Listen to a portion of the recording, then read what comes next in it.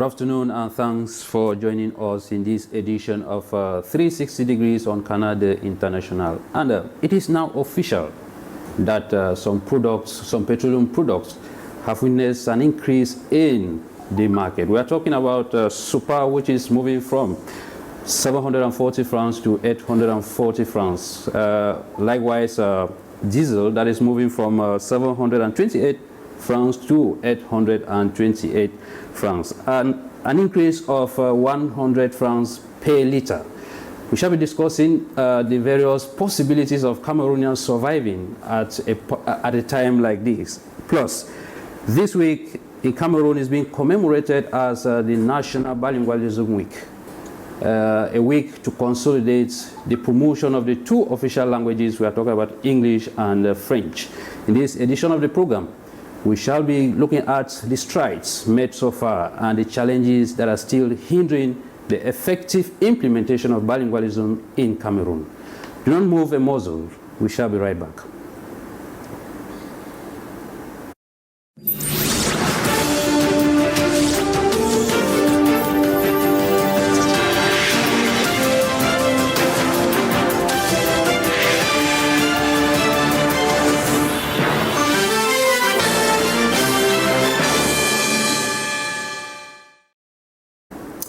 You're welcome back, and thanks once again for joining us. I have some gentlemen with me in the studio that will be throwing more lights on our different themes of the day. I begin from my right. Yes, the closest person to me on my right. Jefkin NKAKA is a school administrator, an educationist, and to an extent a journalist. He's here today for the very first time on 360 Degrees. Thanks for accepting our invitation. I'm happy being here, and once again, greetings to every Cameroonian watching, and as well my colleagues on panel with me. Thank you, Jefkin, and I move to my left, where I have Max Abaiko. Did I pronounce the name well? That's right. Yes, he is a young author and a public speaker. Equally, his first time on this show.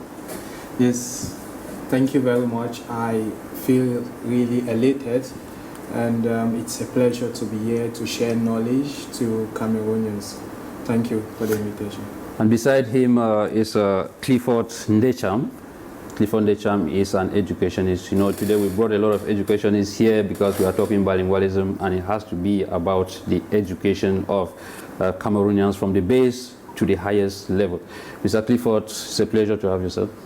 Thank you. It's an honor to be on set with you today, and greetings to everyone out there following this program. Thank you so much. The last but not the least, we have Mr. Jerome KUM. Jerome is a pedagogue as well. He will be telling us in the course of this program how they are handling the concept of bilingualism in school. Mr. Jerome, welcome. Thank you very much, and it's a wonderful privilege and a pleasure to be on your program in order to share our viewpoints on the key issues and topic that you have just raised. Bilingualism, which is one of the main issues that we are carrying on in Cameroon, whether we actually making some stride or challenges in a country of ours. So in the course of the program, we have more light to share on that. Thank you very much. Thank you so much. This little transition before we move into the discussions proper.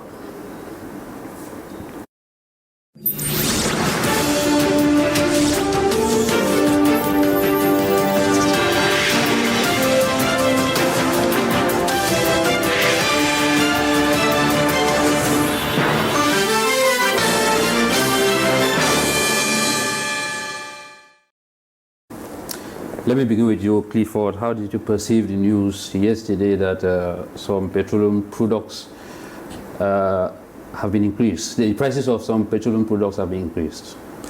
Yes, it came more like a shock to a lot of Cameroonians, to myself and most Cameroonians out there. And the first thing is I'll raise the awareness that it's very important for the government to take into consideration the citizens. I'm talking about properly communicating. If citizens come out to be like, oh, we are not for this, or we don't like this, most of the time it's because it was not properly communicated. It's not all about just doing a press release, because we had a release from the Prime Minister's office, the Secretary General, who gave the information that, oh, prices are going to be increased. They have justifiable reasons, no doubt, because they said it's because of budgetary constraints which they're trying to adjust to make sure that we can meet, have a balance sheet and reduce expenses on fuel subsidies, which is really a justifiable ground. But the manner of communication, maybe if we can have a team that could really go down to those on the streets to actually communicate to them why this is happening, it will actually be well receptive. And if it is also justifiable that, oh, the reason we are doing this is to be able to better or use the funds that were being allocated to subsidize fuel into other aspects of the economy or of the society to better the lives of everyone, that will also make an impact. I know they've also put in place that, oh, to be able to help this situation, basic salaries will be increased by 5%, which is a good measure, and that custom duties and other road transport sector payments might also be reduced. These are good measures, but I think the government should think of a strategic way to better communicate this for every man down there to better understand. Thank you, Max. Maybe he was shocked, but then the President of the Republic on December 31st made it very clear that the subsidies are weighing too much on Cameroon. That's right. That's right. So, like he just said to me, I wasn't shocked because we listened to the speech of the president. He had already highlighted that. And when the president mentioned that it's left for the government to come in with implementative measures, so the government just has to react to the speech made by the president on the 31st of December. So it's not a surprise to us. It's just an implementation of that speech. So I think that Cameroonians should have been waiting for this. It's not something the government has given people some time to balance their schedules, to see how they can add some income generating activities to be able to meet up with these challenges. So, but notwithstanding, it's also heavy on some poor Cameroonians. It's heavy on some poor Cameroonians, Jerome. That is why it is not just coming as a single entity, it's coming along with accompanying measures. We've seen the communique highlighting that there may be a possible increase of salaries 5% and then a review of the minimum wage, which that will help to relieve Cameroonians from the heavy burden. Yeah, thank you very much, sir. This wonderful, I don't actually call it a wonderful press release or a measure taken by the state. It is actually a burden to me, because increasing the prices of fuel in an economy like that of Cameroon would entail an increase in all the other basic commodities, because basic commodities will increase. Why? Because the transport fare to collect this foodstuff from the suburbs to the cities, it will equally increase. And then talking about an increase in the 5% of the salary of civil servant, it really actually burdened me, because if you actually look into the state employees of this country, they are small as compared to the private sector. Now, what measures are being taken by the state to ensure that the private sector, those who work in the private sector, they are protected and their salaries equally are increased as per this measure? Because we come to realize that they are the one to burn all the costs of this. But they equally talked of adjusting the minimum wage, which is at the moment at 42,000, and then obviously they look forward to. I see it as, adding salt into injuries. Talking about a minimum wage rate of 42,000, a minimum house in Douala for a decent Cameroonian, a room, is not less than 20,000 francs, and many things, I don't want to cut you short, many things in Cameroon are set and done, dusted in papers. But to come down to the field and follow up and see into it that what we have taken as measures, as decisions, are effectively implemented. So I am lamenting knowing that some particular group of people are going to carry the burden, the cross of this very measure taken by the state. However, we were not supposed to be even talking of increment in the prices of petroleum products in Cameroon. We are a petroleum producing nation. We have petrol all over the place. Bakassi and even Sonara, it is, well, unfortunate that some few years ago it got burned, but I think repairs have been done. Okay.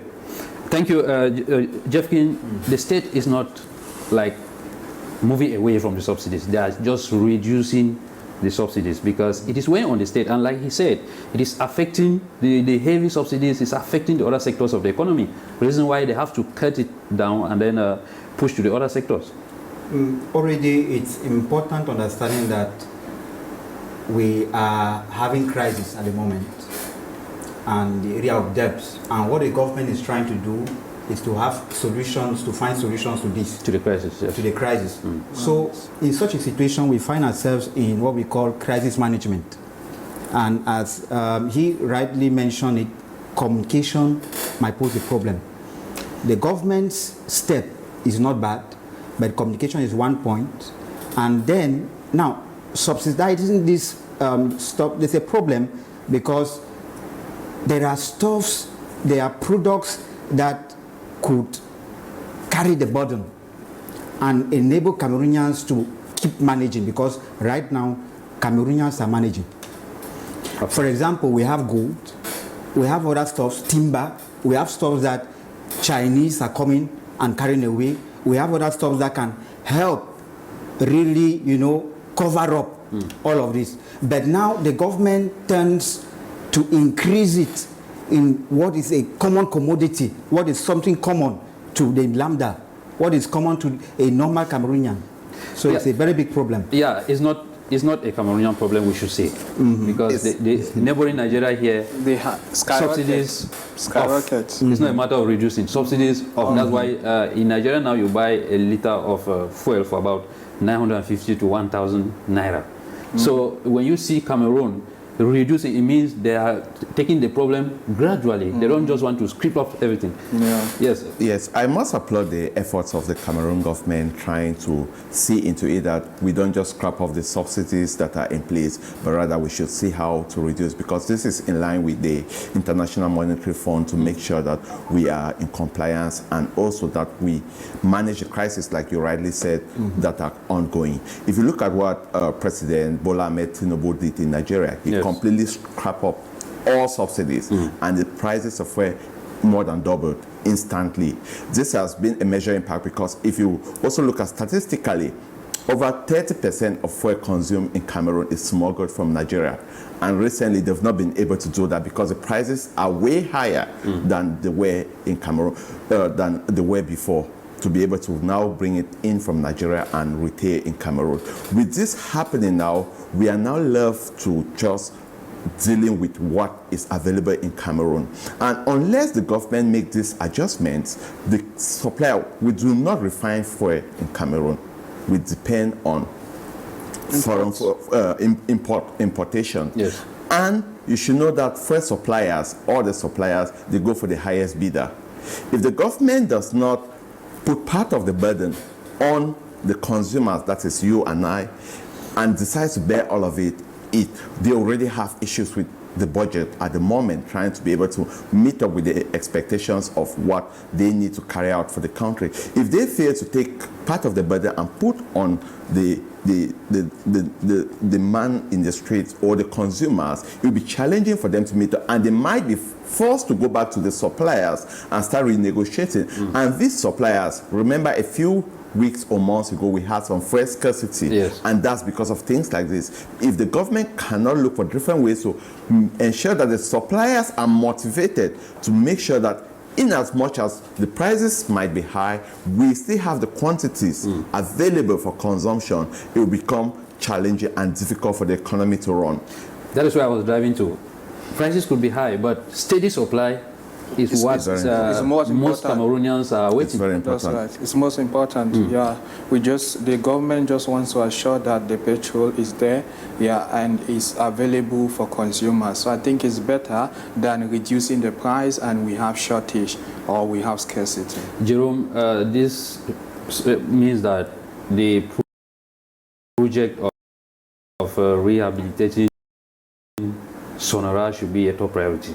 Should be a top priority, because if Sonara is actually rehabilitated, I think, and fuel will be refined in Cameroon, and as a producer, which means Cameroon become an exporter of petrol. And I still like contrast what my co-panelists, what they say, that the price should remain up. I think they are not saying that it is normal that the price remain, from analytically, yes. the price should remain where it is in order to ensure steady supply than to reduce the price and face a situation of shortage. Now, like we had a few months ago. The current price does not permit a steady supply. And if there should be an increase in price and steady supply, that's what they were saying. They were not saying that it's normal for price to be increased. Good. Yes. Yes, I will look at it in this way, that we have other commodities that could be heavily taxed and revenue raised from them. I've been eagerly waiting to see the government increase the prices of stuff like, alcohol. Yes, good of ostentation. Yes, the import and export duties of, iPhone 14. A common man cannot buy it. Yes, the prices of such or import duties on that should be increased so that the government can raise revenue and then cover the other sector. Fuel is like a basic necessity that when it is touched, the whole economy is being affected. I get your point, and just to indicate to our viewers that you can equally contribute to the talking points through the number you have on your screen. Like I always say, WhatsApp or SMS, please do not call. Jefkin, before we move out of this topic, at a time like this, it is a call for Cameroonians to adjust some behaviors to be able to succeed. Exactly, because the cost of life will be exceeding what every Cameroonian receives as a salary. A normal Cameroonian will be on a salary of 50,000, let's say 50,000, and some 70. So in Douala, you are paying a house of, let's say, 30, a room, or let's say a studio, you're paying it at 35, 40. And now transportation, before you were handling at 10,000, and you find yourself handling it around 17,000, almost 20,000. And you discover that Cameroonians will have to adjust their way of living, especially the youth. Maybe instead of asking the government to tax alcohol, maybe Cameroonians should... Yes, everybody has a role to play. Regulate that. So we cannot we cannot just tell Cameroonians, the population, to change their way of living. The government has a role to play. It's gradual, yes. It is gradual, but for many years we have been taking things gradually. We are taking things gradually. Yes. I'm still heading. So the government has its role to play. Cameroonians have their role to play. So the normal Cameroonian should change the way they go out, where they go out, way of living. That means the expenditure on beer would reduce. A lot of things will have to drop. But as I know Cameroonians in some things, some situations won't change. Okay, just to indicate that only those two products are changing. Something like kerosene remains at 350 francs. Domestic gas remains at 6,500 francs. Because we know ourselves in Cameroon, some people will just take the notion that prices have been increased and then to double even prices that were not touched. So maybe before we move out here, when you look at the measures, just to precise too that negotiations are still going on. Right. When you look at the measures on the table for negotiation, is that a way forward we can hope on? Definitely, it's a way forward, and we should not judge quickly. We should just wait and see the outcome. And to even before I come to this, let me just throw some light to what he highlighted, rehabilitating Sonara. I think that the government has experts on this. They must have weighed the cost of rehabilitating Sonara as compared to just increasing a bit the prices. So because you see, if we have to rehabilitate Sonara, it will take billions. You understand? It's not something of millions, because I think that the government is working at the very best of the citizens. So if they think that rehabilitating Sonara will be more costly than just making an increment in fuel prices, then they will go for this, and that is why we are here. I think so. I presuppose. So measures have been taken and negotiations are ongoing. We should just put our hand crossed and see what will happen. Thank you. As the situation unfolds, we shall have more time to talk about the fuel increase in Cameroon. Let's just observe and see. So after this transition, we shall dive into our second topic of the day, which is bilingualism.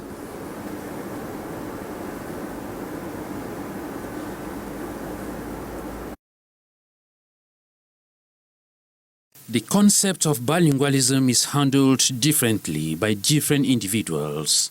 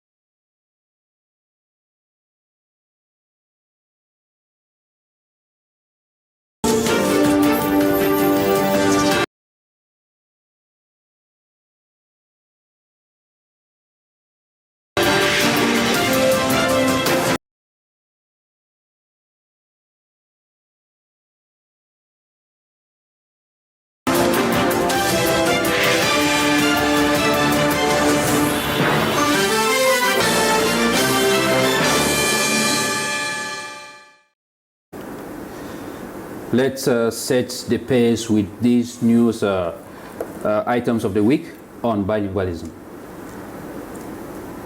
The concept of bilingualism is handled differently by different individuals.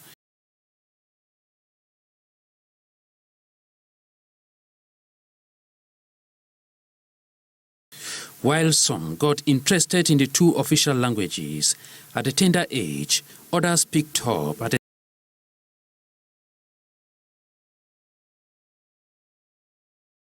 certain stage of their life, and today they can freely express themselves in English and French. I was very young when I discovered that it was very, very important to be bilingual. So I have been struggling personally to be bilingual, to perfect my bilingualism, and I've also been encouraging my family members and my students to do same. Struggle myself after finishing the university to master in the English.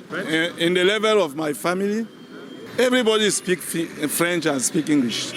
Because I'm a Francophone, my wife is Anglophone. And our children also are going to bilingual school. That gives them the easy way to speak the both language. The importance of the two languages in different spheres of life cannot be undermined. Political part, economics, and cultural.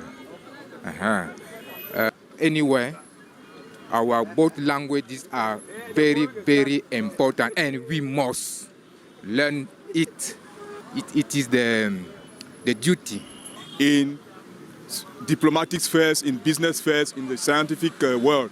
I think practicing many languages is an advantage, especially when you come to the professional milieu. You have many opportunities. Reason why most Cameroonians have adopted an aggressive approach in learning the two languages.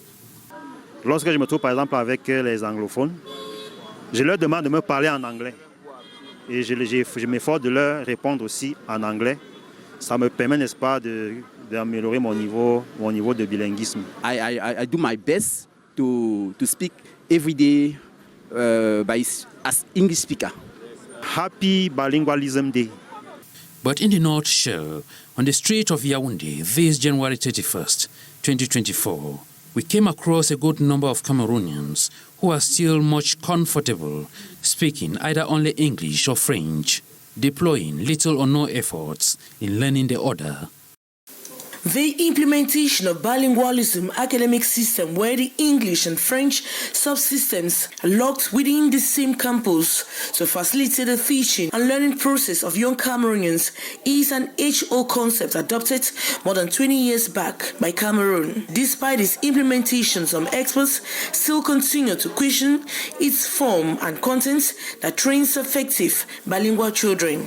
If we look at how classes are placed, you cannot have a distinction between francophones and anglophones. So when a school is called a bilingual school, you have both sections, but students are inside, you cannot distinguish them. It may not be 100%, but they are doing their best. Children are expressing themselves in French and in English. In a bilingual campus where francophones have their section or francophones have theirs, or when classes are mixed up, how does a bilingual school operate? In the anglophone section, you have English teaching, and in the francophone section, you have French teaching. But in schools that have bilingual program, you have both French and English in the same class. Yeah, we need effective teachers to effectively impact the noise to the children. Some bilingual secondary and high schools have gone as far as adopting new strategies for effective training of students in both languages. And in francophone section, we have the subject Anglais. And in anglophone section, we have subject French. But both teachers make effort to speak French and to speak English. And the administration staff like me, I make my speech in French and in English. Many still maintain the absence of a clearly defined language policy is still seen as a handicap.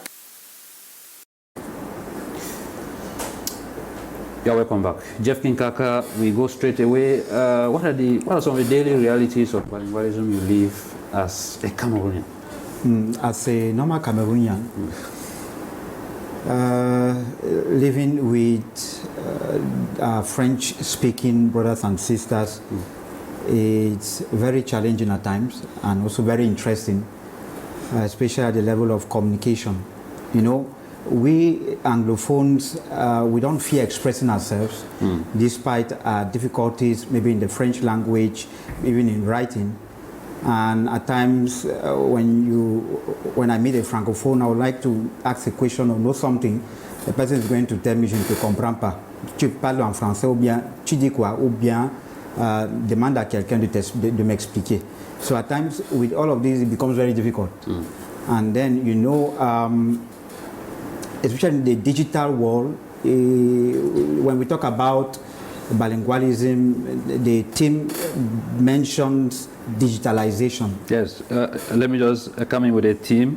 Bilingualism, vector of digitalization of education and the promotion of civic and moral values for a peaceful and emergent Cameroon. Yes. Yes, so to continue, for example, you visit an institutional website which is educational and it's supposed to be bilingual.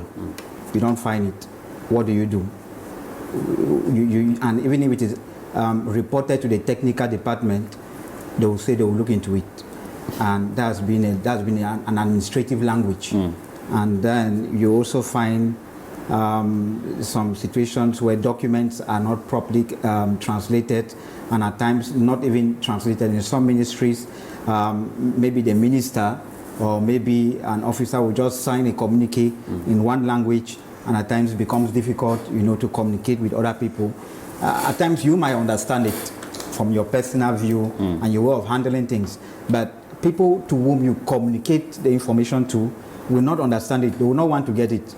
So it becomes very difficult. Okay, Jerome, some of you hold the key to this bilingualism stuff as teachers, because bilingualism is not an event, it is a process that has to go from basic to anywhere you want to go as far as education is concerned. So how do you manage it at the level of your school? How do you teach the concept of bilingualism?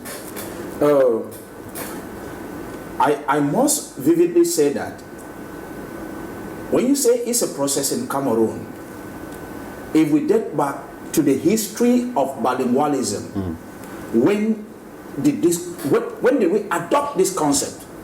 We'll be forced to go back to 1961 of course, at Fumban. And if you take from 1961 to 2024, you discover that it's a long period. Sure.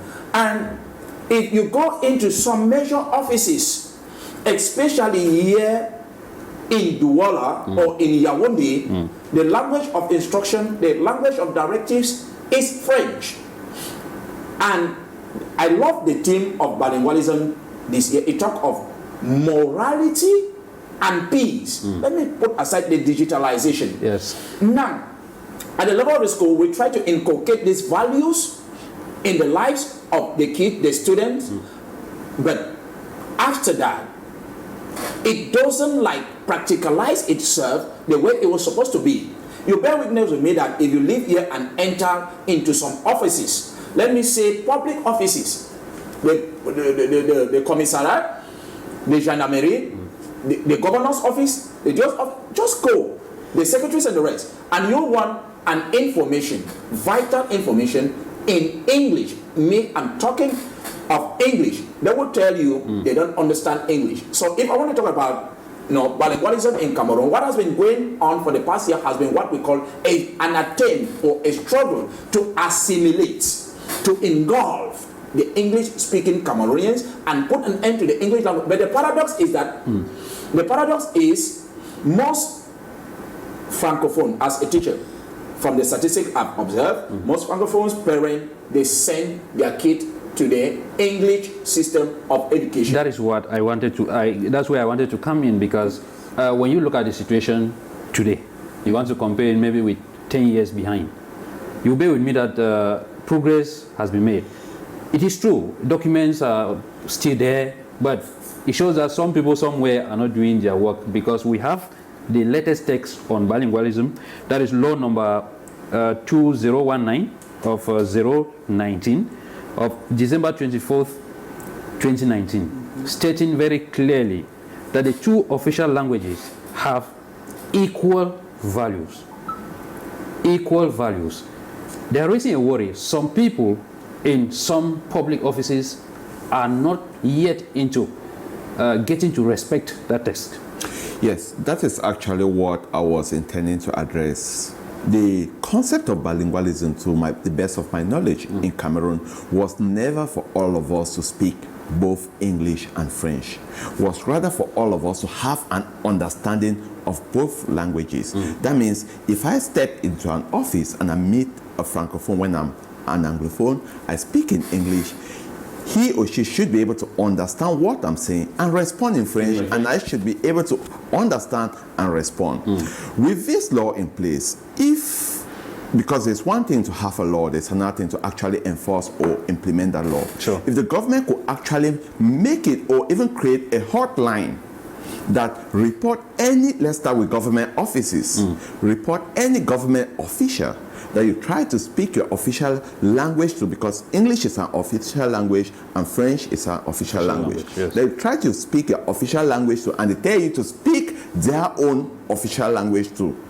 And they take actions for that, will actually achieve bilingualism.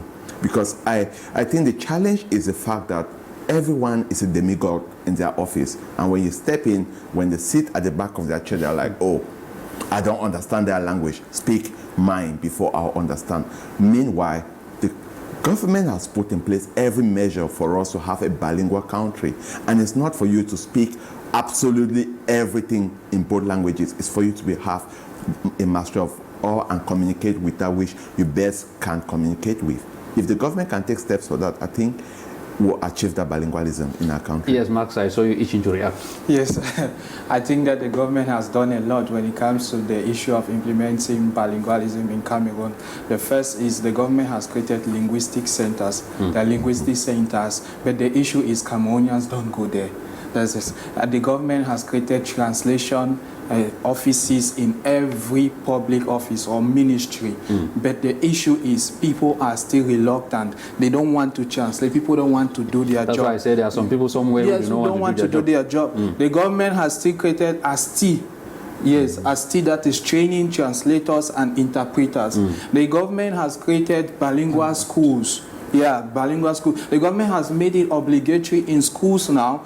You must do French and English. So there, I can list about 10 to 20. But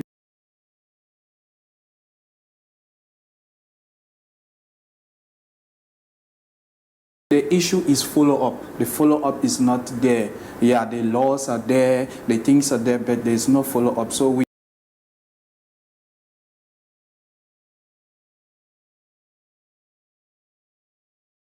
think even the government has also created a commission, national commission for the promotion of bilingualism and multiculturalism. Yeah, bilingualism and multiculturalism.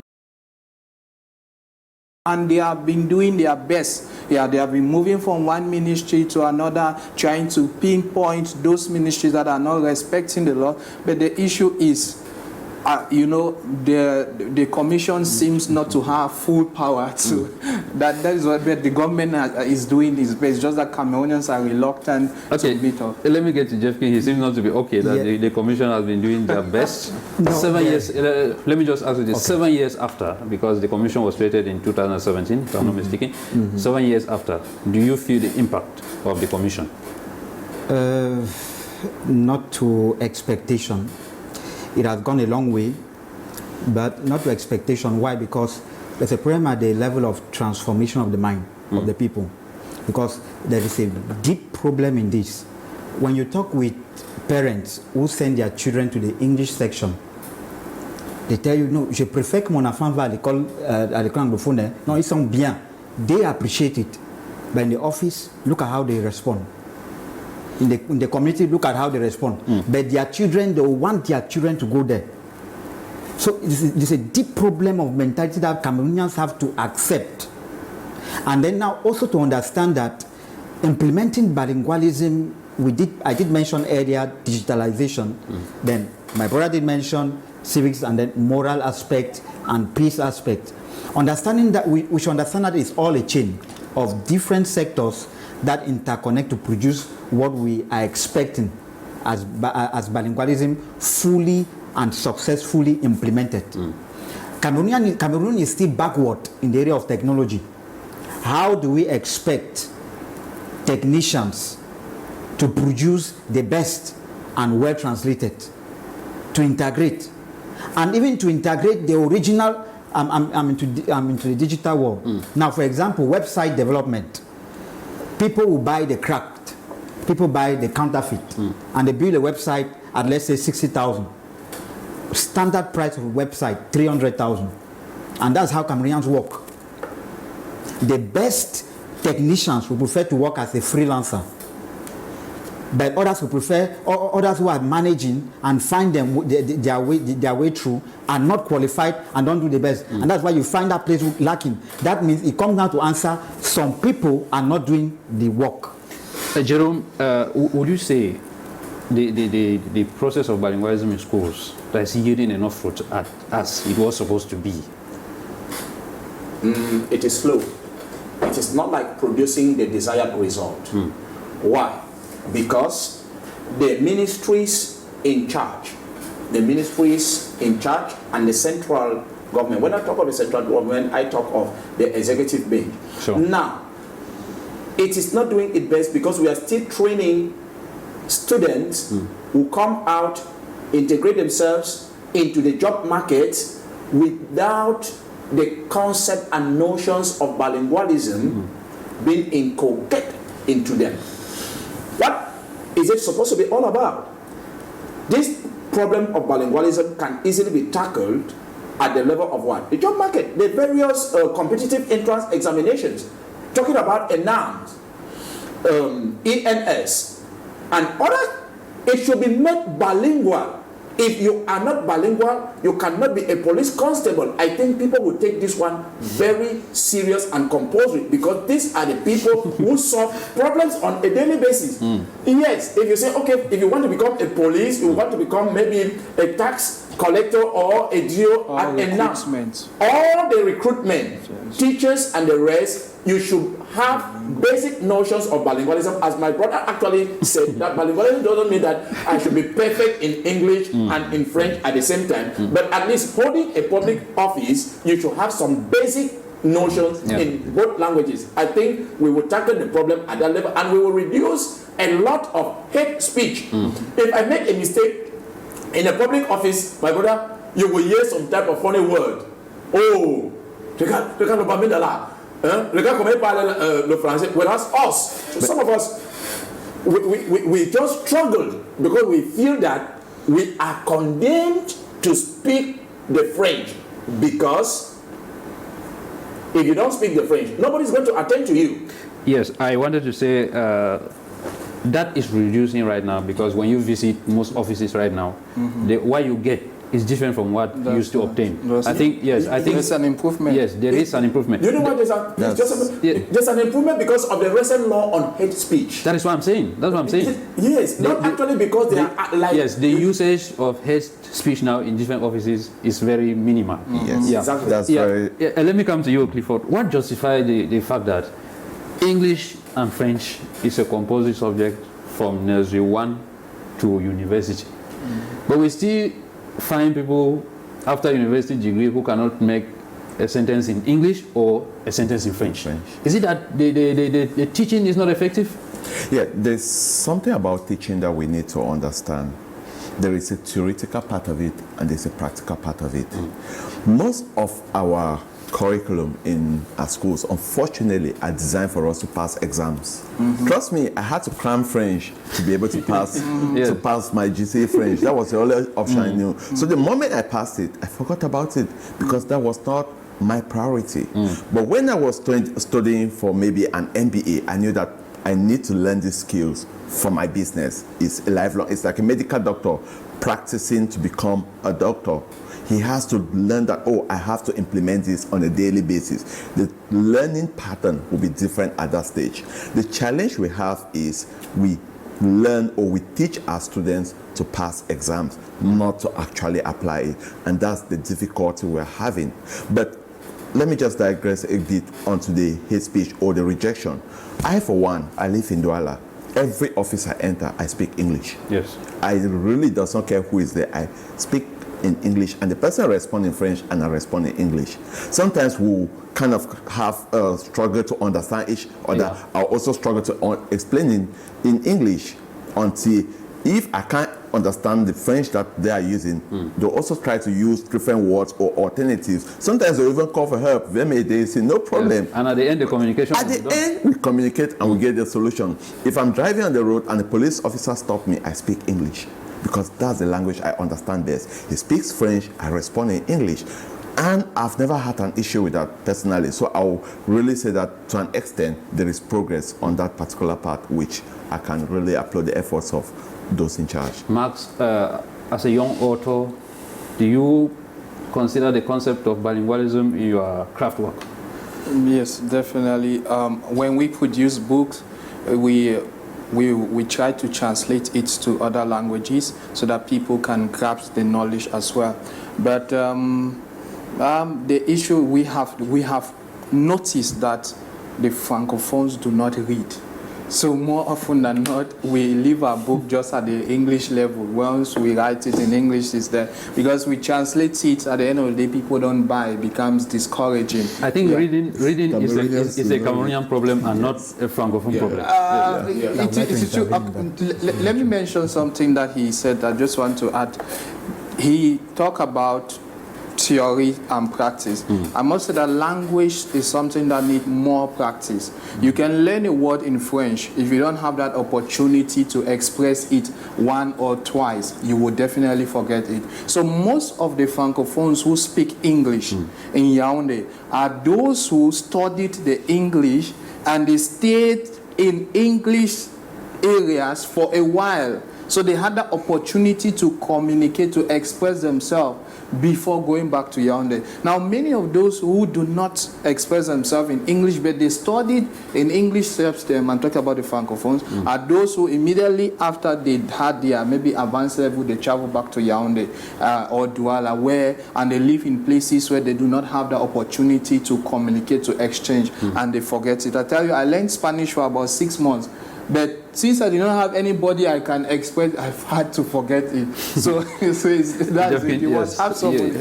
Yes, adding to what is being said, we understand that learning English, French, being bilingual is something from the base, and it should be worked upon the mind of the children, right from primary school, right from nursery, primary school. But now there is a course in the university, technology of education, for example, where we teach students how to teach others using technology devices, gadgets, how to effectively teach. So it comes again to the same problem. Cameroon has not yet reached a certain level, and we are still reaching, and we're still planning, we're still working towards that. So if we can invest in that, and most universities are doing that, for example, where I'm, that's Cameroon University Institute, and then you will notice that when you learn this, how to use a whiteboard, for example, that's really part of the technology. You use a projector, for example, and then there are videos that can be more explanatory than just verbal explanation to a kid. And there the child is going to take fun, because if you notice there's a problem, most Francophone students in the lycée, when an English teacher comes in, they go out. Why? Because they say it's ça fait dormir. It is vice versa with the English students. So I believe that if the way of teaching, of communicating is more engaging, especially with such a course or such a subject, is going to be interesting. Is it not about the interest of the learner? Does that not pose a problem, Jerome? Teaching language, you're talking about bilingualism, teaching language, and I believe in the English language we have 4 main components. Reading, speaking, writing, and listening. And in our concept of bilingualism, I think emphasis is made on the speaking part for communication to go through. And if not of some aspect being neglected in our very nice curriculum, because I must confess that we have a very nice curriculum. The Cameroonian educational curriculum is very good. It only has a problem at the level of implementation. But some say it's not job oriented. No. The recent curriculum is very nice and even job oriented. The issue is like what my brother just raised here. The issue is what? We mostly teach what we call the top curriculum, what we will write at the exams. We study for certificate wise in Cameroon, not like to be like job creators, money makers, and the rest. So if we could like just do some reforms, because when they're coming into place of what? CBA, competency-based approach. If it is fully implemented to its maximum with the resources available, a child leaving any level, be it primary, secondary, or tertiary education, he will be able to do something for himself. Okay, let's welcome the senior journalist who is just joining us, unfortunately. But then we must have a word from him before we separate from here. Thank you. Augustine waindum. That's right. He's a journalist based here in Douala, and he's equally here with us. So maybe I just come straight to you. We may not really have time for introduction, but then let's just get your experience as a journalist with bilingualism on the field. Beautiful. I just want to tender my first and foremost my apology for being late on this elite panel that is talking about the origin of a people. Bilingualism is the origin of Cameroon, because even as a federal state, we were bilingual people. Meaning that Cameroon is a bilingual, bicultural, and biguria.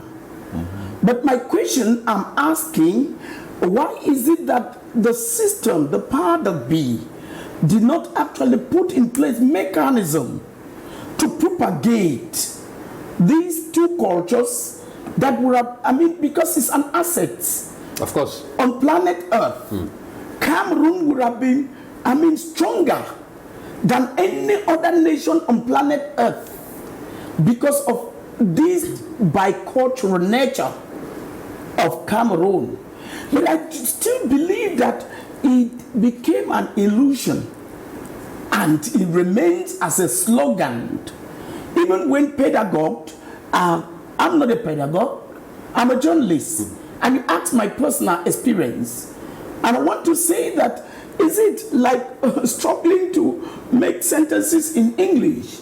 The practice of bilingualism? Is it even the creation of commission that should promote bilingualism? No, it is about pragmatic action. Let me give you a glaring example of, a foretaste of somebody who want to see Cameroon and Cameroonians being bilingual. At the beginning of the 2024 pastoral year in the Archdiocese of Douala, His Grace Archbishop Samuel Clifford proclaimed that all priests in the Archdiocese of Douala, old and new, should go back to school and learn the English language. Because the church learn the English language. And I want to say here without fear of contradiction, as a journalist, I've not seen any institution in this country that practice bilingualism like the church. Because he did not only preach that, he did not only announce that, he matched word with actions. And you can see in all liturgical celebrations, you get the readings in French and English, the sermons, French and English. So, in other words, some institutions should learn from the church. The government should learn from the church. I'm not even just talking about the Roman Catholic Church. The church as a whole. In almost all churches, I don't know how they are taking it, but I want to say that the Catholic Church, from my experience, are taking a giant step to, to appropriate and propagate the practice, not only the learning, but the practice of bilingualism. Unlike in other offices, there are still offices here. You enter, you speak the English language, it's like a taboo. Okay, it's okay, Mr. Augustine. Jefkin, when we look at bilingualism, most of us are focusing in big cities, that we have people that can speak. What is the possibility of a child born in Benakuma, growing up in Benakuma, and becoming bilingual without reaching Yaoundé or Douala? Yes. Do we have such possibilities? Yes, if the curriculum is followed and, emphasis have been laid on the teaching method, wherever the child is, wherever the locality, the child is going to learn. In such a place, I don't believe there are so much constraints in going to school, complications in going through studies. But now, if we talk of Douala, we talk of Yaoundé, you will tell me that yes, studies here, the fees and all the like. But in such a place, they will teach the child and he will learn without even distractions. Jerome, do you think maybe more time should be given to the teaching of English and the French? Because we have tendencies where schools just allocate 30 minutes. Okay, let's just give 30 minutes for English, or let's just give 30 minutes for French, or vice versa. So, do you think more time should be given? To be candid with you, the time that is being allocated for English and French is okay. Our priority in this country is not even this issue of English and French. If you ask me, Jerome, what should be our priority? Our priority should be what will solve the basic problems of Cameroonian. Agriculture should be given more time. Technology and entrepreneurship should be given more time. Cameroon needs to undergo what we call agrarian and industrial revolution. We still have hunger problem in Cameroon. We still have a lot of problems, and we insist. When I look at the Chinese at the UN, they speak in their language. They speak in their language and they translate it to them. But these are a people that are running as far as development and economic growth is concerned. But we are yet biting around the bush. Mr. Waindum has said it all. Pragmatism to put bilingualism, to me, according to the way I saw it, if you want to enter a NAM, if you are not bilingual, you are disqualified. The problem will automatically solve itself. Okay, Jerome, thank you. Unfortunately, we are moving out of time. Clifford, maybe your last word on this. I think the government should move away from just the annual commemorations or celebration of Bilingualism Day and actually take steps to ensure that we are bilingual. Being bilingual is a treasure, to be honest. It gives you a lot of, it gives you global opportunities, because English and French are on the top 5 languages in the world before you start bringing in Mandarin or Spanish and all of that. So we should think of how we can best make ourselves more bilingual, not understanding the language or being able to use just part of it, the speaking part of it fully, but by understanding it and knowing how to properly use it. And the last thing is, government institutions should stop the direct translation of communiques. Get a professional English person and a professional French person. They should understand the context of the document and communicate it in both languages, not just writing it in English and doing a Google Translate, or writing it in French and doing a Google Translate.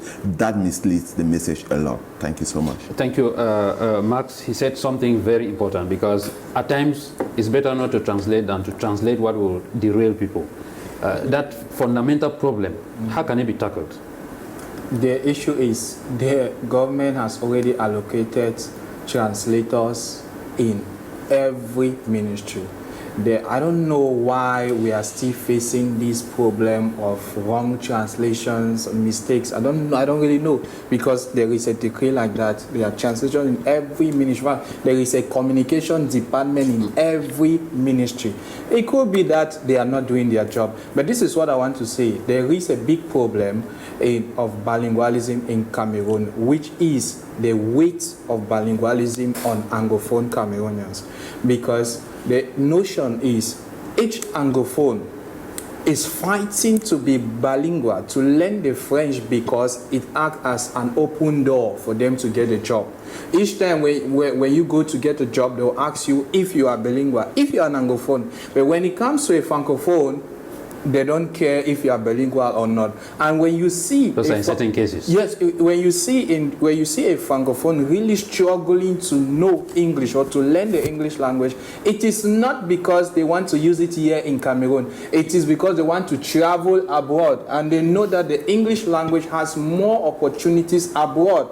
So until we equilibrate it, that each Anglophone learns English because he wants to get, as each Anglophone learns French or try to be bilingual because it is the only way to get access to public offices, like you said, public contract, and Francophones also learn English because they have to get access. If we don't put it that way, unfortunately we don't have time. In less than 1 minute you came late, so that's why I'm giving you maybe the last chance. The law is very clear, but we still see communiques sent out in one language, either English or French, because we are talking about the 2 languages. In the Northwest and Southwest, you see communiques too coming out only in English, and this way you see communiques coming out in French.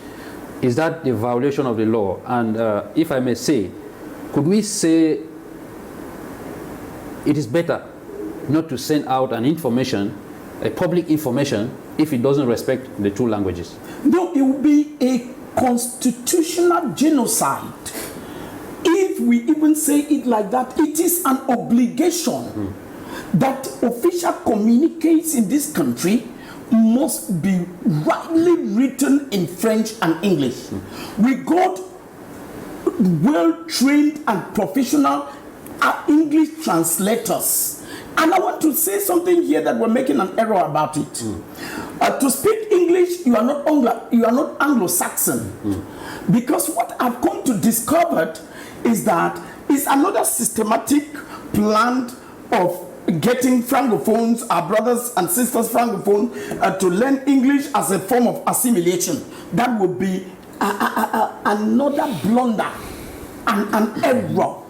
If they want to actually say, because the government is propagating what? That bilingualism enhances national unity and national integration. It means that if a Francophone Cameroonian is learning the English language, he or she should be embedded in the Anglo-Saxon culture. Don't only get interested about language, get interested about the culture. If we have to be one, indivisible and united. But then, if they are taking it as a tool of assimilation, I would say the system is failing. Thank you. Because bilingualism is the only tool that unites this country from east, west, north, and south. If we can respect the bicultural, the bilingual, bicultural, and bijura of this nation, we will not talk about problems in this country. Thank you. In less than 10 seconds, please, your last word. My last word, Cameroonians should be bilingual in total, and they should adapt or learn the English and French to blend the two cultures and excel with it, because there are a whole lot of advantages being bilingual. Thank you so much, Jefkin. The rest, unfortunately, will not be able to take your last word because we are running out of time. We want to thank you all for joining us today and to say, take the rendezvous for next Saturday when it is 12:30 on Canal International. So thank you so much. Bye-bye and stay blessed.